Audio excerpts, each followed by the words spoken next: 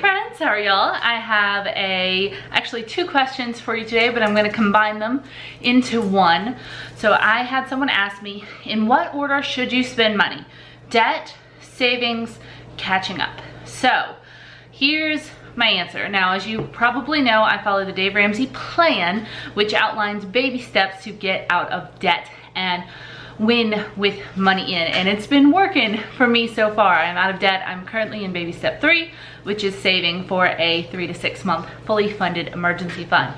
So that said, if you have debt, need to save, also need to catch up, I would recommend that very first you use baby step 1, which is save a $1,000 starter emergency fund. Now that is just to shield you from the universe just a little bit. So that $1,000 is a little bit magic, and let me tell you how. When you have $1,000 between you and life's problems, it won't take care of everything, but it will take care of a lot of things. For instance, you get sick, have to go to the doctor, and need some medication. That $1,000 will cover your copay and your medication, possibly even shield you if you have to take off a day from work, and you won't fall completely under the tide that you are kind of treading water in. That $1,000 starter emergency fund will pay for a tire that busts on the side of the road, or if you shatter your phone and have to buy a new cheap one.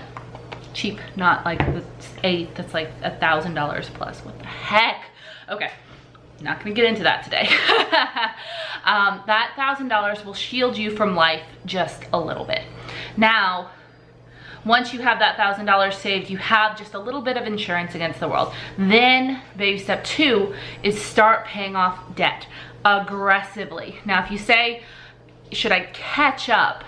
I'm assuming you have debt. So if you're behind on some payments or something like that, you need to write down all of your debts, smallest to largest, anything you're behind on, and figure out what you've got in front of you. If you don't know fully your financial situation, write it down, figure it out, and see what the full scope of the situation you're in is. While you do that, don't panic.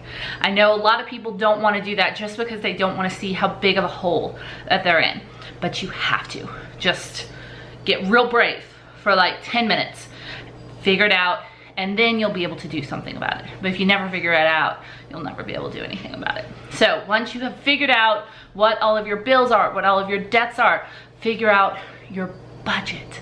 You have to make a job for every single dollar that you have coming in.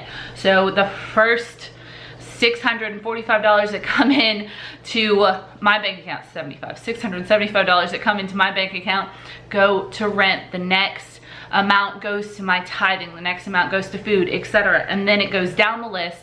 Make sure that your 4 walls are covered, so you have shelter, you have food, everything like that. And then you can start hitting with any extra money your debts, smallest amount to largest. So that first one might be catching up on some sort of bill. Hit it as aggressively as you can, and then once it's paid off, once it's to current, you take that money that you had extra and you roll it onto the next one. And this is how the debt snowball works. It just keeps getting bigger and bigger, and each debt you get to tackle faster and faster. And before you know it, you'll be out of debt. All that money that you were throwing at your debt every month will just be there for you to use and for you to do what you want with. And that's when you save your fully funded baby step 3 to 6 month emergency fund. That's where I am, and I'm very excited about it. Now, not every single cent that I was sending at debt is currently going to my baby step 3. I am enjoying life a little bit now. I'm buying the nice cheese, and I'm saving for a vacation, doing some stuff like that, you know, picking up some little things that I said no to while I was still in debt because it wasn't as important, but I am hitting that aggressively. So that's the starter ones. That's the order that you go in to get off of the ground.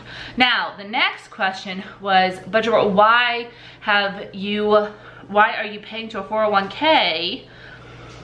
Why did you start investing in retirement before completing baby step 3? Because that's part of the order as well. You don't max out your 401k until baby step 4, which is you max it out to 15%, do it in however you need to do with your work. At a Roth IRA, you max out retirement because you've already got that money saved after you've paid off all your debt, but you can start again your retirement savings once you're out of baby step 2. So when I moved to Texas, there is a teacher's savings account, which you're automatically enrolled in as a university employee. I'm not even sure if it's not mandatory, but I went ahead and enrolled in it because I was 1 month away from being debt free at that point. And that is currently getting 7.7% of my pre-tax income. So I'm investing in that. I haven't maxed it out yet because I'm not out of baby step 3. I'm not in that baby step yet. But Dave does say once you're out of debt, go ahead and start saving for retirement again, because that's scary. You're absolutely gonna retire. It's gonna happen, whether you like it or not. You're gonna have to have a way to pay for yourself when you can't work anymore. So that is that's just following the baby steps. So those are the first 4 baby steps for you. If you wanna learn more, keep watching my channel. Like, subscribe, and tell me what questions you want me to answer next week. I'll see you guys next time. Bye.